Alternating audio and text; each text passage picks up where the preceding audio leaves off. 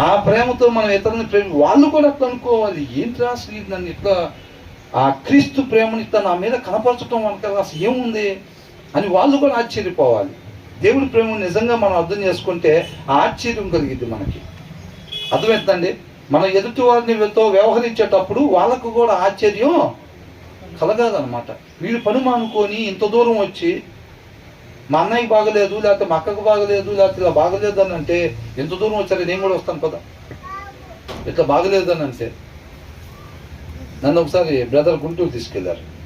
అన్న ఒక బ్రదర్కి బాగలేదు కొద్దిగా, వాళ్ళకి ఎవరు లేరన్న కొద్దిగా వెళ్ళాలి ఇట్లాగా అని చెప్పి ఆర్కా హాస్పిటల్లో ఉంటే అక్కడికి తీసుకుని వెళ్ళారు. ఇట్లా వెళ్దామన్నా అంటే, సరే పద, కొంతమందికి లేకపోయినా సరే దేవుడి కృపను బట్టి వేరే వాళ్ళ ద్వారా అట్లాగా నేర్పిస్తూ ఉంటాడు అనమాట. అక్కడికి వెళ్ళాం. పలకలు ఇచ్చిన తర్వాత నిజంగా చాలా హ్యాపీగా ఫీల్ అయ్యాను.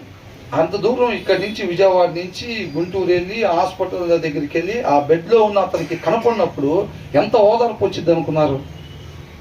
అవునా కదా? అవసరం ఏముంది?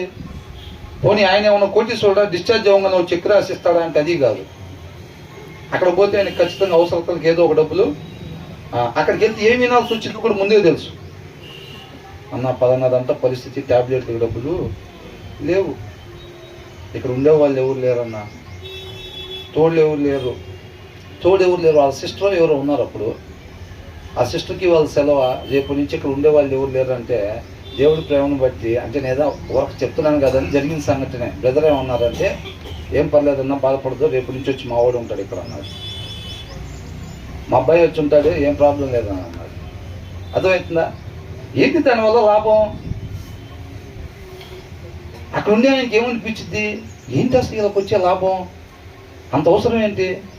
మా చెల్లి ఒక రోజు ఉంది, 2 రోజులు ఉంది, తర్వాత డ్యూటీకి వెళ్ళిపోయింది, మరి ఇల్లు వచ్చి ఇట్లా కడుతున్నారు ఏంటి? అర్థమైందా?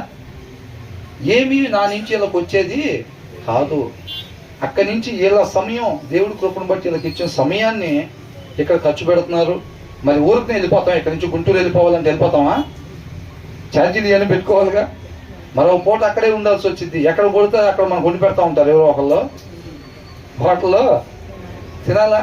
మరి ఇప్పుడు ఇవన్నీ చూసుకొని వాళ్ళ దగ్గర అట్లా ఉండిన అది క్రియలు కలిగిన ప్రేమ అంటున్నాడు.